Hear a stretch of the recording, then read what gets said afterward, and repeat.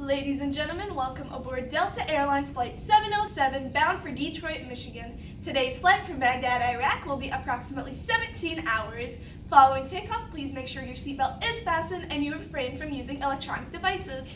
Thank you and enjoy your flight. I think about the way my father pulled the family out of poverty without knowing what a vowel was.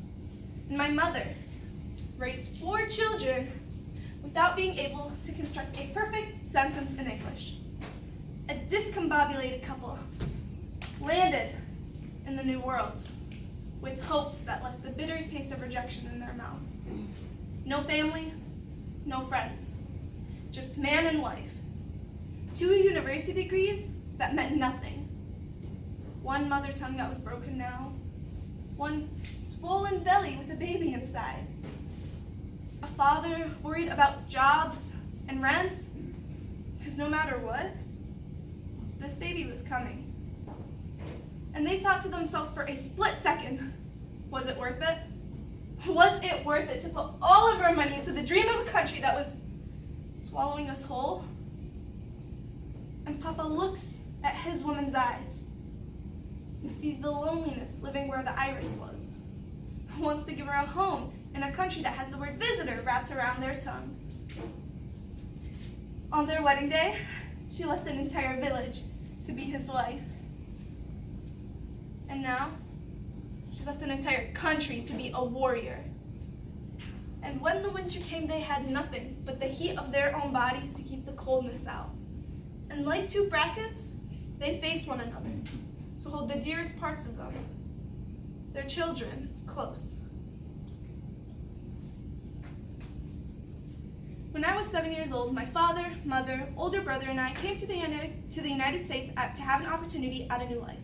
After some serious political tension in the government, an attack on my brother's preschool, and some bombings on nearby neighborhoods, we knew that we had to leave. It was no longer a question of to leave or to stay.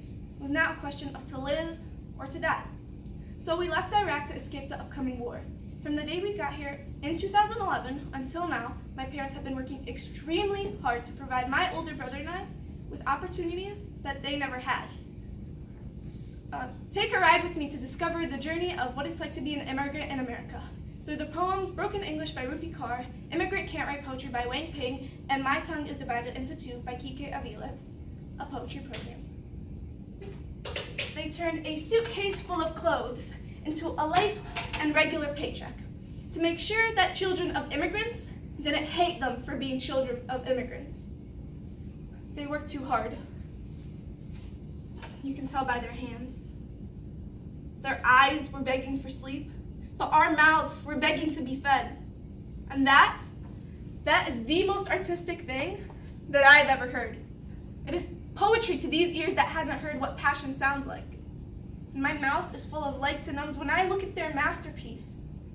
Because there are no words in the English language that can articulate that kind of beauty. I can't compact their existence into 26 letters and call it a description. I tried once, but the adjectives needed to describe them don't even exist. So I ended up with pages and pages full of words, followed by commas, and more words and more commas.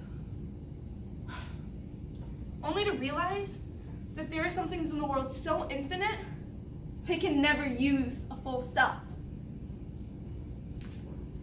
Ladies and gentlemen, we are experiencing some moderate turbulence. Please return to your seats and fasten your seatbelts. This is for the safety of our American citizens. Thank you.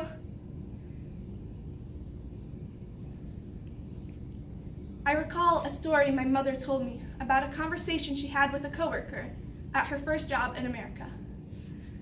She walked to table. She walked to a table.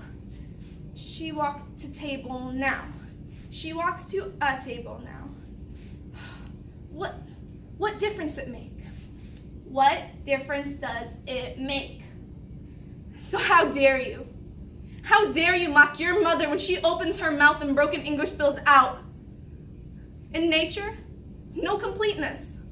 No sentence, really complete thought.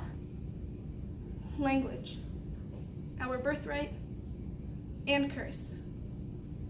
Pay no mind to immigrant syntax.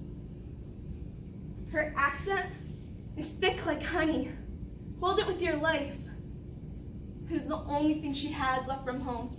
Don't stop on that richness. Instead, hang it up on the walls of museums next to Dali and Van Gogh.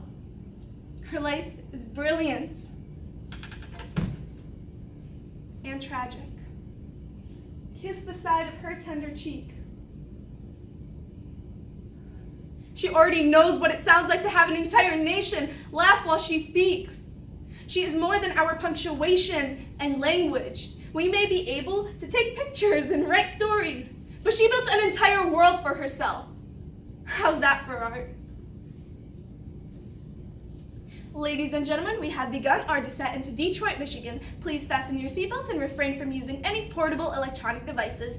Thank you. My tongue is divided into two, by virtue, coincidence, or heaven. Words jumping out of my mouth, stepping on each other, enjoying being a voice for the message. Expecting conclusion. My tongue is divided into two, into heavy accents, bits of confusion, into miracles and accidents, saying things that hurt the heart, drowning in a language that lives, jumps, translates.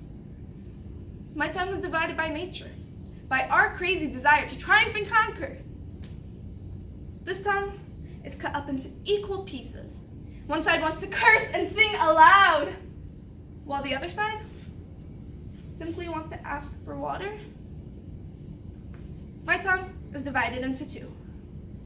One side likes to party, while the other side simply takes refuge in praying.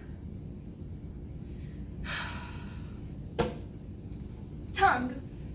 English in funny sounds. Tongue. Funny sounds in English. Tongue. Sounds funny in English. Tongue, English of the funny sounds. My tongue sometimes acts like two, and it goes crazy, not knowing which side to be speaking, which side translating. My tongue is divided into two. Border control runs through the middle, frisking words, asking about proper identification, checking pronunciation. My tongue is divided into two. My tongue is divided into two. I like my tongue. It says what feels right. Ladies and gentlemen, welcome to Detroit, Michigan. Please enjoy your stay, and remember, let's make America great again.